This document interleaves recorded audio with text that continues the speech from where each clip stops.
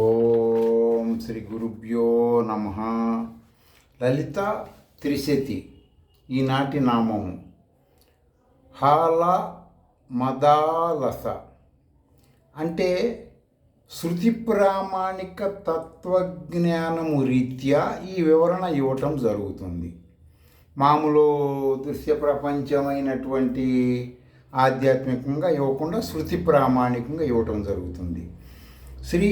ఏ మానవుడైనా శ్రీ విద్య శృతి ప్రామాణికమైన దీక్షలు ఆమ్నాయపరంగా ప్రారంభం నుంచి పూర్ణ దీక్ష వరకు జరిగే క్రియలు సాధకుల్లో ఉన్న అమృతము లేక పరబ్రహ్మ జ్ఞానము లేక ఆత్మజ్ఞానం ఇలాంటి వెలికి తీయటానికి ఈ పూర్వాంగ ఉత్తరాంగ దేవతలు సహాయ సహకారాలు అందిస్తారు. మానవుడికి ఆత్మజ్ఞానం కలిగే క్రియలు అన్నమాట.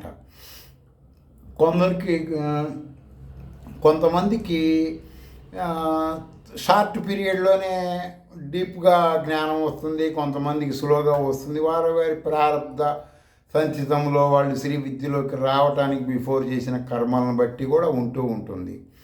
సక్సెస్ కొందరికి నిదానంగా జరిగితే కంగారు పడాల్సిన పనే ఉండదు.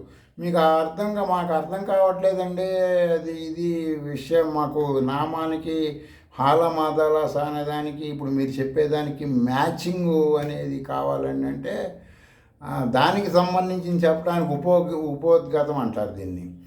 సముద్రము చిలికితే మామూలుగా మీకు అర్థం అవ్వాలని ఇంత వివరణ ఇవ్వటం జరుగుతుంది. నామానికి సంబంధించింది సముద్రము చిలికితే మీరు పురాణాల్లో చూసుంటారు, కొంతమంది ప్రవచనకారులు చెప్పుంటారు. పాముని తలకాయ వైపు దేవతలు, రాక్షసులు, తోక వైపు దేవతలు, అదొక పక్క ఇదో పక్క పట్టుకొని గుంజుతూ ఉంటే మధ్యలో పర్వతం వేసి తిప్పుతూ ఉంటారని.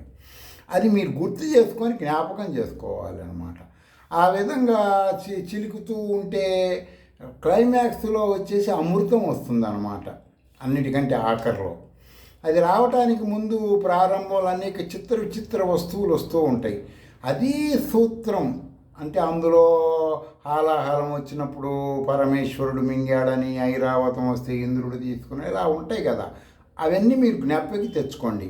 అదే సూత్రం ప్రకారం శ్రీ విద్యా మంత్ర సాధకుడు పూర్వాంగంలో భైరవ అంశ కలిగిన మంత్ర సాధన చేసుంటే ఈ నామము రీత్యా ఇప్పుడు చేస్తున్న ఈ నామము ఏదైనా ఈ త్రిశతిలో ఉన్నటువంటి హాల అంటే మదము.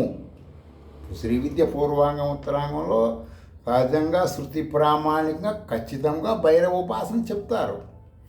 భైరవుడు లేకపోతే శ్రీ విద్య అర్హత, శ్రీచక్ర అర్చనకు అర్హత ఉండదన్నటువంటి కారణంతో భైరవుడు చెప్తుంటారు శృతి ప్రామాణికంగా. అలా భైరవ ఉపాసన చేసేటప్పుడు హాల అంటే మదము కలిగించే హార్మోన్స్ రిలీజ్ అవుతాయి ఆ మంత్ర సాధన వలన.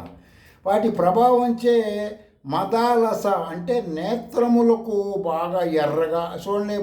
పూర్తి భైరవ మంత్ర సాధన చేసేవాడు కళ్ళు ఎర్రగా ఉండటం, ఒక ఉగ్రంగా ఉండటం ఇలా ఉంటుంది. శ్రీ విద్యలో భైరవ ఉపాసనలో ఆ లక్షణాలు ఉండవు. అర్థమైందండి? కళ్ళు ఎర్రగా ఉండొచ్చు, ఎర్రజీరలు ఉండొచ్చు, మదం ఉండొచ్చు, కానీ మొత్తం బ్యాలెన్స్గా ఉంటుందన్నమాట. బ్యాలెన్స్ తప్పి ఉండదు. అంటే పూర్వాంగం ఉత్తరాంగంలో కూడా ఇవన్నీ ఉంటాయి కాబట్టి. సరే, అదే స్త్రీలు అనుకోండి, స్త్రీలు కూడా అదే ఆపోజిట్గా మీరు పోల్చుకోవచ్చు.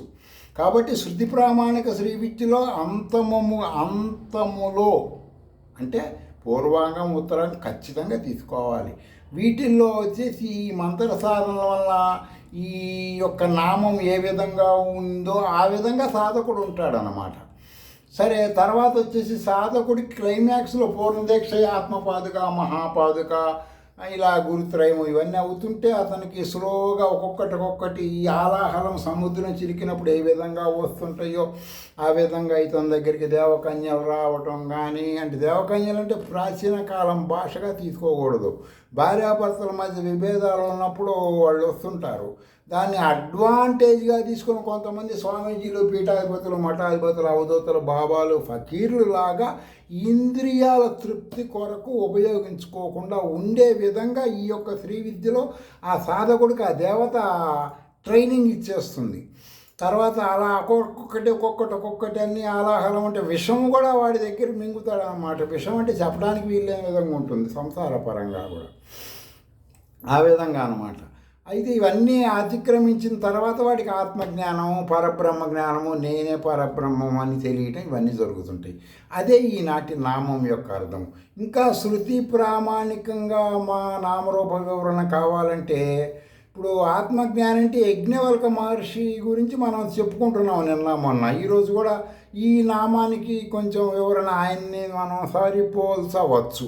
ఆయన ఆత్మజ్ఞానిగా ఆ ప్రజలకు శృతుల జ్ఞానం వివరించడం గతంలో వివరించిన విధముగానే ఈ మిగిలిన రోజు రాజుగారి సభలో ఉన్నటువంటి ప్రజల జ్ఞానం, ఆత్మజ్ఞానం వివరించే ప్రయత్నంలో ఈరోజు కొన్ని ప్రశ్నలు జవాబులు ఉంటాయి అన్నమాట. ఓ యజ్ఞవల్క మహర్షి, నీవు 108 ఆవులు తీసుకెళ్ళడానికి మరి మాకేం అభ్యంతరం లేదు, మేము సోత్రీయ బ్రాహ్మణులమే, మేము శ్రీ విద్యా ఉపాసకులమే, కానీ ఆ ప్రశ్నలకు కాస్త జవాబు చెప్పు. శ్రీ విద్యా హోమం చేసేటప్పుడు ఎన్ని రుక్కులు, ఇప్పుడు పురస్చరణ హోమాలు చేస్తారు సాధకులు, వాటిల్లో ఆ మంత్రాల్లో ఎన్ని రుక్కులు ఉంటాయి, తర్వాత అవి ఏంటి అని అశ్వాలుడు అనే ఒక ఉపాసనా పట్టు యజ్ఞవల్కుని ప్రశ్నిస్తాడు. ఓ సర్వ ప్రజలారా, ఈయన అడిగినవి మీరు కూడా వినండి. నేనేదో మీ ఎదురని చెప్పుకోవడానికి జరగట్లేదు. రాజుగారు మీ అందరికి జ్ఞానం చెప్పి మిమ్మల్ని రోజు గుళ్ళు, గోపురాలు, స్వామీజీలు, పీఠాధిపతులు, దండాలు, దశకాలు ఈ పనులు లేకుండా మీరు ఏ మతములో అయినా, వలసవాద మతం కానీ భారతీయ మతంలో కానీ దేన్ని ఆచరించినా ఒక్కసారి మీ గుండెల మీద చేసుకుని ఆత్మవిమర్శ చేసుకోండి. ఏమని, ఫలానా భగవంతుడు నేను చేస్తున్నాను, వెళ్తున్నాను, చూస్తున్నాను, డబ్బులు ఇంత ఖర్చు పెడుతున్నాను, ఈ క్రియలు ప్రతిక్రియల్లో నాకు బెనిఫిట్స్ వస్తాయో లేవో అయాచితం, అంటే నీకు ప్రాప్తం ఉంటే రావచ్చు, లేదా అదే టైంలో నువ్వు గుడికి వెళ్ళే టైంలో ప్రాప్తం ఉంటే రావచ్చు, లేదు నువ్వు గుడికి వెళ్ళే టైంలో నీకు ఏదైనా జరగచ్చు, అవన్నీ కూడా ఏదైనా కావచ్చు. కాబట్టి నేను చేస్తున్నది ఏదైనా శృతి ప్రామాణికమా అని మీరు చూసుకోండి మీ ఫోన్ ద్వారా.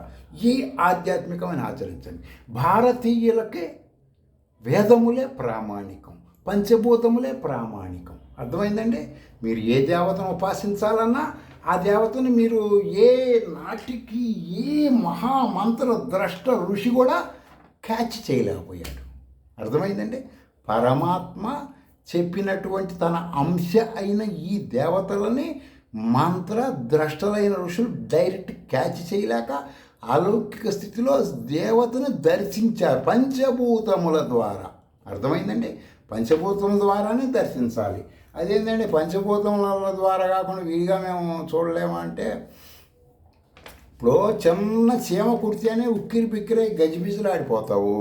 నిద్రపోయేటప్పుడు నీకు ఎలుక వచ్చి పక్కన కొంచెం కొరికింది అనుకో, కన్ఫ్యూజ్గా గందరగోళం, లైట్లు వేసి అదేసి కేకలు పెడబొబ్బలు పెడతావు. అలాంటి నువ్వు ఒక వేరుడంత లేని ఎలుక, చిన్న చీమ కుడితేనే ఉక్కిరి బిక్కిరై నువ్వు యూనివర్సల్ పవర్ లాంటి దేవతని డైరెక్ట్గా చూడగలవా చెప్పు? కాబట్టి ఎవడైనా నేను చూశాను అది ఇదని చెబుతుంటే హాస్యాస్పదముగా ఉంటుంది. అర్థమైందండి? సైక్రాటిస్ట్ ప్రాబ్లంగా ఉండవచ్చు. అదేంటండి అట్లా అంటున్నారో చెప్పేదంటే, శృతులు విరుద్ధము కదా.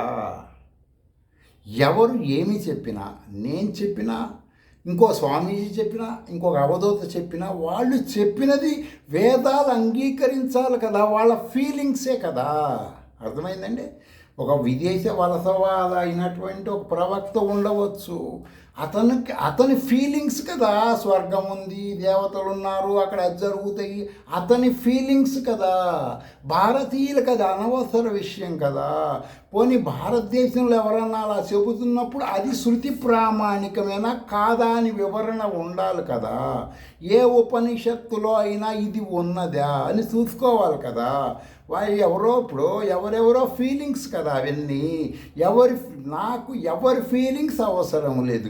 శృతిలో ఉంది అంటే పరమాత్మ చెప్పాడు అంటే అది నమ్మాలి. వేదమే భారతీయులకి ఖచ్చితమైన ధర్మమైన సత్యమైన ప్రామాణికం.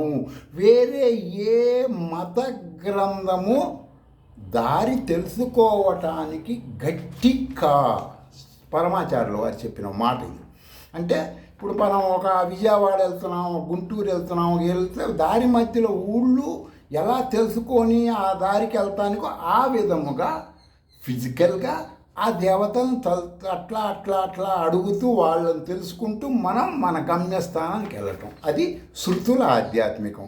సరే, ప్రజలకు ఈ విధంగా అన్నీ చెప్పటం యాజ్ఞవల్క మహర్షి జరుగుతుంటే, సరే హోమం చేసేటప్పుడు ఇప్పుడు మరి సరేనండి, ఇక మొదలు పెడదాం. మంత్రాలు దేనివల్ల ఆ మంత్రదేవత అంశ అక్కడ అగ్ని రూపంలో ఉంటుంది, దేనివల్ల ఉంటుంది? ఇప్పుడు మంత్రాలు మీరు ఏదో చేస్తుంటారు హోమాల్లో. తర్వాత శస్యాలు అంటే సర్వదేవతలను సంతృప్తిపరచడానికి చెప్పే రుక్కులు లేక మంత్రములు.